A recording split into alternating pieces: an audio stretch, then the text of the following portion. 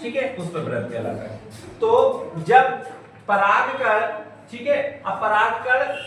किसी पुष्प के, मान लीजिए ये यहाँ पे ये इस तरह से कुछ जो है, ये आपके जो है क्या है, यहाँ पे परागकोश है, परागकोश के अंदर ये परागकण भरे हुए हैं, इस तरह से परागकण भरे हुए हैं, और ये परागकण किसी न किसी माध्यम से उड़ करके आएंगे, किसी न किसी माध्यम से यहाँ से चल करके यहाँ तक आ जाते हैं वर्तिकाग्र पे। वो माध्यम कुछ भी हो सकता है, जल भी हो सकता है, वायु हो सकता है, जीव जंतु हो सकते हैं, कई माध्यम हो सकते हैं। तो जब यहाँ से परागकण यहाँ तक आए और इस वर्तिकाग्र से चिपक जाते हैं, जब ये चिपक जाते हैं तो इस प्रक्रिया को कहलाती है परागण की क्रिया। ये यहाँ पे चिपक गए, फिर चिपकने के बाद ये इसी वर्तिका से होते हुए सीधे आ जाते हैं अंडाशय में, और अंडाशय में फिर ये यहाँ पहले से बीजांड उपस्थित होते हैं, और ये बीजांड और ये परागकण मिल करके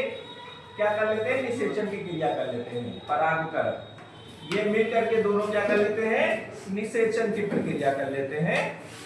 और निषेचन की प्रक्रिया के बाद ये जो हमारा अंडाशय है, अंडाशय ये बदल जाता है, फल में परिवर्तित हो जाता है, और जो बीजांड होते हैं, बीजांड किस में हो जाते हैं, बीज में परिवर्तित होते हैं। ठीक है, तो इस तरह से हम ये देख रहे हैं कि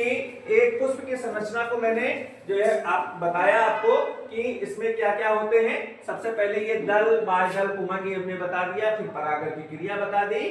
ठीक है, क्या होती है, स्वपरागण परपरागण बता दिया। इसके बाद पुष्प की संरचना को मैंने बताया कि इसमें क्या क्या होता है। ये वर्तिकाग्र होती है, ये वर्तिका है, ये यहाँ पे फूला हुआ भाग अंडाशय है, ठीक है, ये पुष्पासन है, ठीक है। परागकण यहाँ से उठ करके ये आए, यहाँ पे किसी ना किसी माध्यम से आते हैं, तो ये प्रक्रिया कहलाती है परागण की प्रक्रिया कहलाती है। फिर यहाँ पे जब परागण की प्रक्रिया होती है तो जो है क्या होता है कि ये परागकण क्या है, इसी वर्तिका से होते हुए अंडाशय तक पहुंचते हैं, और जब अंडाशय पे पहुंचते हैं तो यहाँ पे बीजांड से इनकी मुलाकात होती है, और फिर ये निषेचन की प्रक्रिया